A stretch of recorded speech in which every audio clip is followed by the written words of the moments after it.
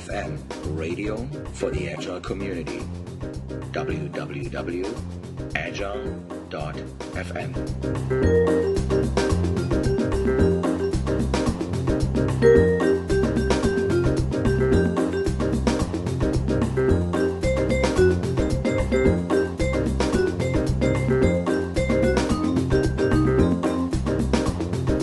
My guest today is Mark Hurst, the CEO of Creative Good. And here's an interesting fact. The world's first and oldest customer experience consulting firm. Founded in 1997, if I'm correct. Well, first of all, welcome to the podcast, Mark. Thanks for having me, Joe. Is that true, 97? 1997, in the previous millennium, yes. And the world's first and oldest customer experience. It's almost like St. Augustine, Florida. Well, when I started the company, a lot of people looked at me funny. What is customer experience? Why are you so concerned with customers? But I had a sense that in the new online economy, customers were going to have a very important role in determining the successes and failures. And that, in fact, is what has happened. We can see that having come true over 17 years. And we're continuing to do the work because customers are still very, very important, and many teams and companies have some improving to do in how they listen to the customers. Right. So you're a pioneer, not only because you started that company back in 97, you're a pioneer in customer experience. You're also the author of the book Customer Included. And that is a talk you're going to give at the Agile Day on the 18th of September in New York City. And why is this book called Customer Included and not Users Included? Do you differentiate between these two things? Well, that's a good question. Customer is a good generic term for the person who's on the receiving end of some product or service or experience. The book covers some technology case studies where there are users involved. For example, Google Wave is a case study, and Netflix has a case study. Those are all users, obviously. But there are some case studies covered in the book that do not involve technology users, such as a public park here in New York City. There's a case study about Prospect Park. You don't talk about users of a park. You talk about visitors or residents or citizens or something. Right. And yet the same patterns hold, as it turns out, in customer experience. Whether you're talking about a Netflix website or a Google Wave dashboard or the experience of walking into a public park, a lot of the same patterns drive whether the service or the experience turns into a success or a failure. And thus, the word customer is used to capture all of those use cases, whether they're users, customers, citizens, patients, students, or some other type of person. Passengers, guests. I see always these commercials on airplanes, and but at the end of the day, it comes back to that one thing. Why do you think this book is interesting for the Agile crowd? Well, there's been, as you know a whole lot better than I do, there's been an upswell in interest in Agile methods over the last several years. And there is a component of Agile practice which involves listening to users or listening to customers along the way. But I feel like the industry could use a little finer grain treatment about that topic. What is the role of customers in Agile development? What is the right way to conduct innovation or development processes that properly include customers along the way? That hasn't gotten enough. I don't think there's been enough written and spoken about on that question, and that's part of what the book is trying to address. So there's one chapter of your book. The first chapter is freely available on your website, so people can just download that and get a feeling of it. And you're also almost price-wise, you're almost throwing the book away to the audience, right? I think it's, I believe, $10 or something to get the entire book. Yeah, excuse me, on the Amazon Kindle store, it's a $10 download. There's also a hardcover version. But yeah, if people want to get a good summary of the book, just go to customersincluded.com and read the introduction and chapter 1 for free. It's just there on the website. And yes, it is a responsive design, so it looks nice on an iPhone also. But my goal in this is to get the word out about what I've learned over 17 years about customers and how to listen to them. So I'm very excited to make that material available to people. Yeah. I'm not sure if you're willing to share maybe a quick tip or something, maybe a tactical hands-on thing, maybe out of that first chapter, maybe something out of the book, or maybe something out of the talk, maybe something you have experienced recently. Maybe you have a quick tip for the Agile user experience designer, the engineer, the QA person who works on Agile teams. Is there anything you would recommend them to do? I would, and there's actually a case study that in the book. It's not in chapter 1, unfortunately, but it does cover a failed innovation process that used something that looks very much like Agile in the development of the My Ford Touch system. People who get the book can look it up. The mistake of the Ford system was that the designers went into designing and prototyping and ideating first without including the customer significantly before that. And by the time they got the customers involved, and they did for some rapid rounds of feedback and rapid prototyping, a lot of the key assumptions were already set in stone, and unfortunately, they were incorrect assumptions about customers, and the product failed miserably as a result, even though customers were involved later in the process in a very rapid method. So my tip to avoid this is to understand what customers want up front. Before beginning the rapid iterations, and how one goes out and finds out what is it that customers want is not something that I can describe in a soundbite. It's basically the point of the entire book is to answer that question. But the tip is get customers involved as early as possible. Don't wait until later in the process. So now I'm having that's wonderful. Thank you for sharing. And I do have a question though, Mark. For somebody who has been around and in this topic for such a long period of time, a pioneer. 97 we mentioned earlier. You started your company. I do want to go back a little bit in time, if that's okay with you.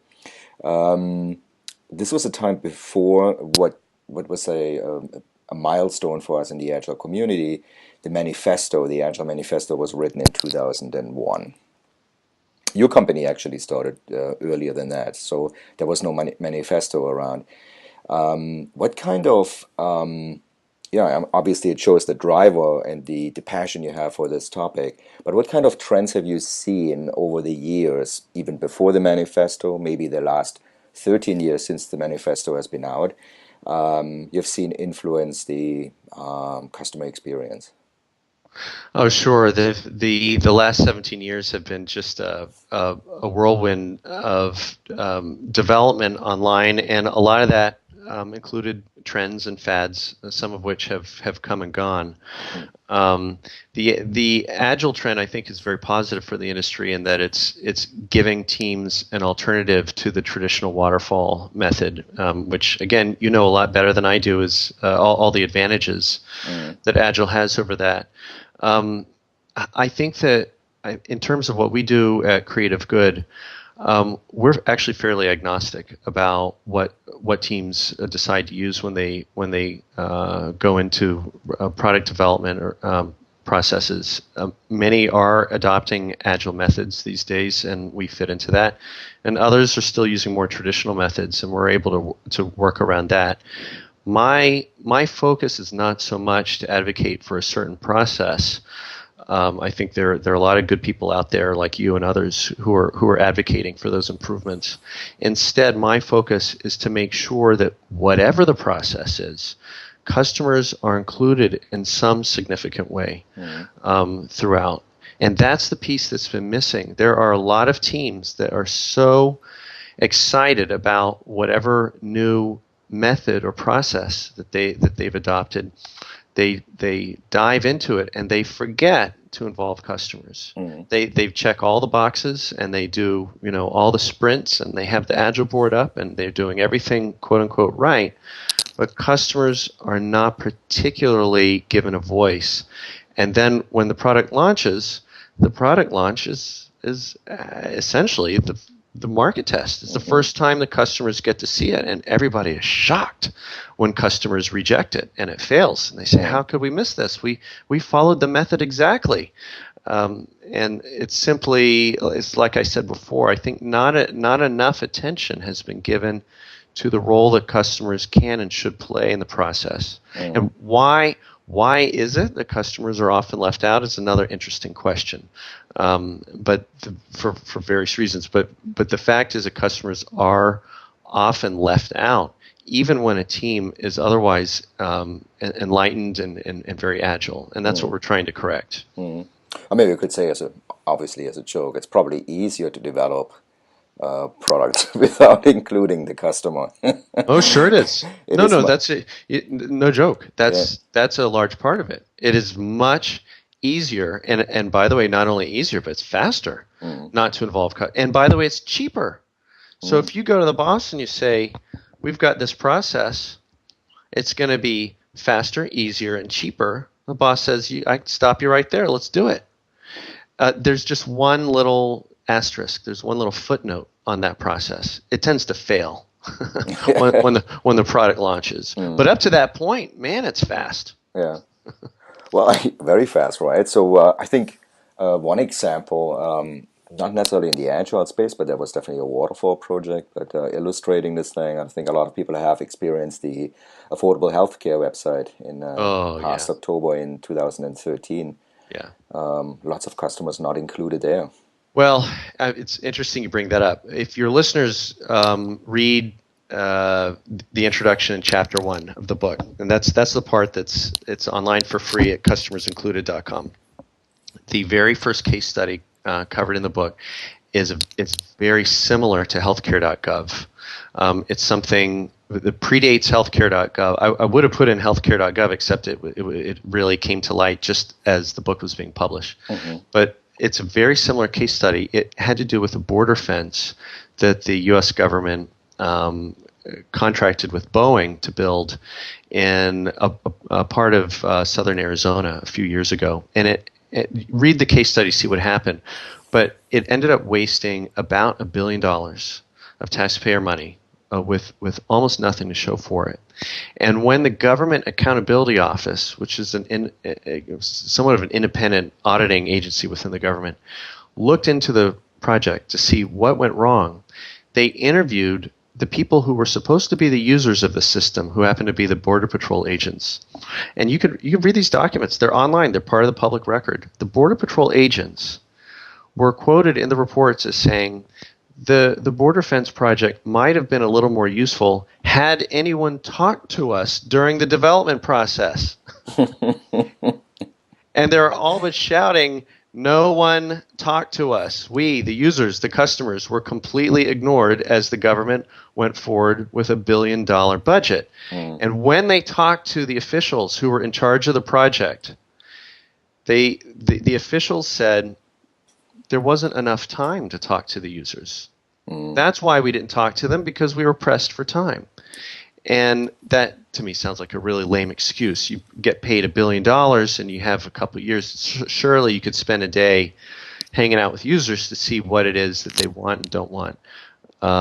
So I think some very similar things went wrong with the healthcare.gov website. And again, I'm biased, but I don't think the primary culprit is whether they use waterfall or some other method. I think the primary culprit is that customers simply did not play a role in the process. And that is a recipe for failure. Yeah. But why do you think we struggle so much as an industry? Like in those 17 years you've been in this field and you're trying to get the message out of including the customers. Obviously in 97 there was more software development, products installed, then the web movement. Now it's the mobile movement. We're building web apps. And I wouldn't necessarily say the customer experience is getting better necessarily with mobile devices either. I don't think it's just moved from one to another technology. But why do you think we struggle so much with this? Because it's hard to do. It's hard to include customers, and left to their own devices, developers, product managers, executives will choose the easiest, least painful process in the short term. It takes an active effort and some discipline to take a long-term perspective and say, we are going to invest in this upfront and include users. It's going to take a little more time and energy upfront, but it's going to pay off once we launch. It's almost like the law of gravity. Not many people are going to put forth the extra effort. The good news, which I've been trying to spread around for almost 20 years now, is that creates a huge opportunity for those teams and innovators who decide to buck the trend and actually include customers. There's a huge return on that because there's not a whole lot of competition of teams that are doing it right. But it's just customers, they take time, and it's hard to do. Yeah. Well, it's especially hard to do, like, let's say, the mobile app area where you build let's say there's a team, they're building a mobile app, they have an idea, but they might not even know their customers. They don't even know who they are. How would they go about that? Focus groups, things like that, or? Well, I taught a class at SVA, School of Visual Arts, in the interaction design program a couple years ago, and this came up quite a bit. How do we know what we're supposed to be working on? Because all the students, these grad students, were looking at creating an app or some sort of project.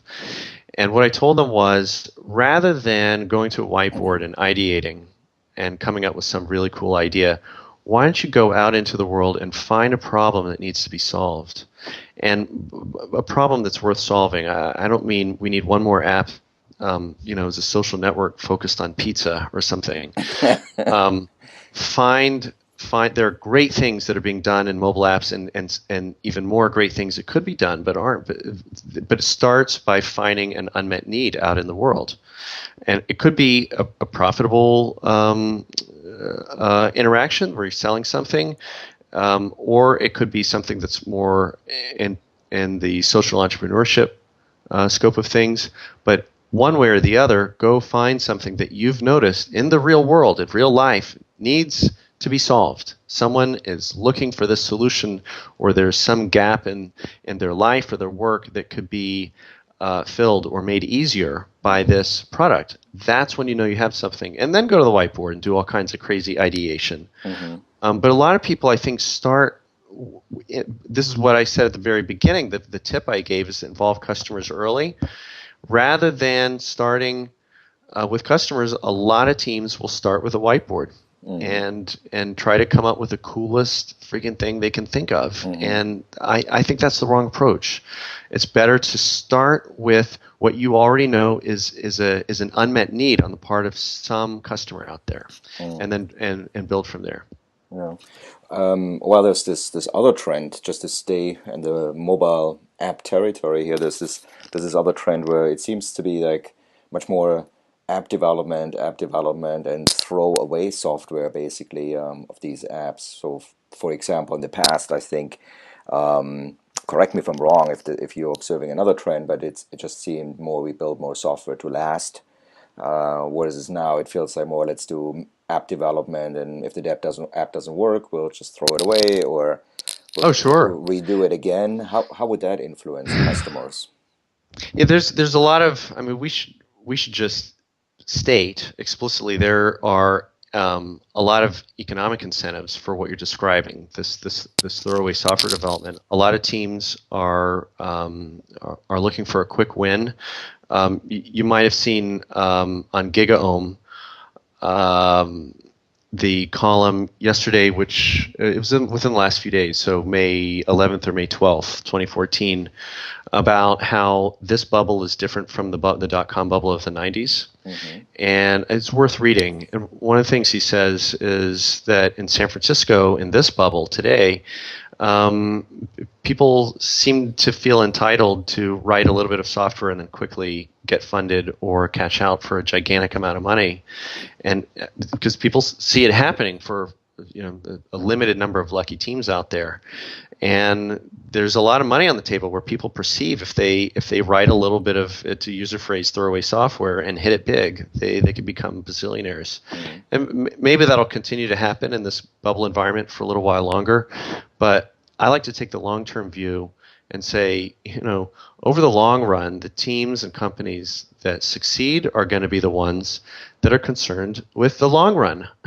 And that means building software that customers actually want to use, and building it with rigorous development and testing and QA methods that means it's not throwaway software. It's good software that creates a good experience for customers. In the long run, that's going to be a much better approach. Right.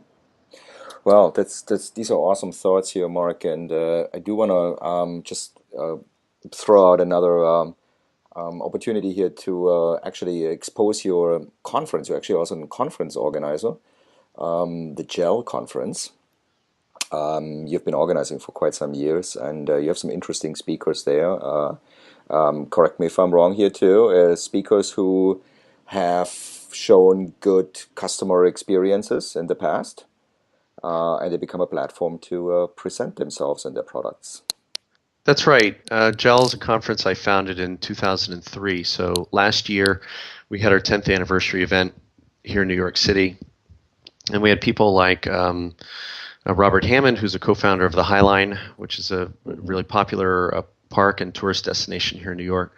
We had Ben Kaufman, who's the founder and CEO of Quirky.com, which is a really interesting company. We had Rachel Shechtman, who's got an incredibly innovative retail store in West Chelsea here in New York called Story. A bunch of really great speakers, and those talks, by the way, are all online at gelconference.com. People can watch them for free. Right. But one thing that I'm really excited about over the years, having run I think 12 events in 10 years, is that GEL has a track record of having debuted a lot of speakers before they were at other major events. For example, Jimmy Wales spoke at GEL in I think 2006 or so, and I believe it was the first time he'd ever spoken about Wikipedia publicly on stage. Wow. And I tried to tell the audience, take note, this project is going to be big. And so it was. Marissa Mayer, who's now the CEO of Yahoo, her first conference speaking slot ever was at GEL in 2003. Sal Khan, if anybody's a fan of Khan Academy, his very first conference talk about Khan Academy was at GEL before he went on to other larger conferences. And those, the Jimmy Wales talk and the Sal Khan talk are online. And I like to find people who are going to do something great, and we haven't heard from them already 20 times at other conferences. Mm-hmm. Makes it a little bit of a challenge to find those projects and those innovators. But in every case, I'm trying to find people who are committed to creating a good experience, whether it's in online education, what Sal Khan was doing, or in the design of a new park, which is what Robert Hammond certainly did with the High Line. Mm-hmm. I'm trying to demonstrate to the world that good experience is not simply something that a consultant talks about in terms of a product development process. Good experience infuses our lives and our work in all sorts of areas. I mean, everything from where you shop and where you walk in a park to what you buy and what you read. Everything is affected by how good the experience is. And what better way to explore the patterns involved in that than to learn from people who are doing it? Mm. So it's a fun project, and I'm planning on bringing the next event back to New York in the spring of 2015. So people can just they can sign up for my email newsletter if they want to keep in touch, and that's on the GEL conference site. Well, Mark, you seem to be specialized on finding customers and finding good speakers for your conference, and soon to be famous speakers for your conference. So I'm excited to have you actually present at the Agile Day in New York on the 18th of September. Just want to repeat this one more time. For our listeners, if you are in the New York City metro area in September, the 18th of September, we have our Agile Day. And you can hear Mark talk about Customers Included, a book he has available, and we'll make sure we have some copies on the conference floor. You can also buy it on Amazon and download, get an appetizer on your website. That's right, customersincluded.com. Awesome. Thank you. Well, Mark, I do want to thank you for taking your time for talking to the Agile.FM listeners about your thoughts about customers. We said in the beginning, before we recorded, we wanted to keep it as long as somebody would do the dishes so they can listen to this podcast while doing the dishes. And I think we achieved that. Not too long, not too short. I hope your dishes are done by now, whoever's listening. And I want to thank you, Mark, for spending the time with me. I think you had some great insights. Thanks, Joe, and thank you for providing this great resource to the Agile community. Nice work. Thank you for listening to Agile.FM, the radio for the Agile community. I'm your host, Joe Krebs. If you're interested in more programming and additional podcasts, please go to www.agile.fm. Talk to you soon.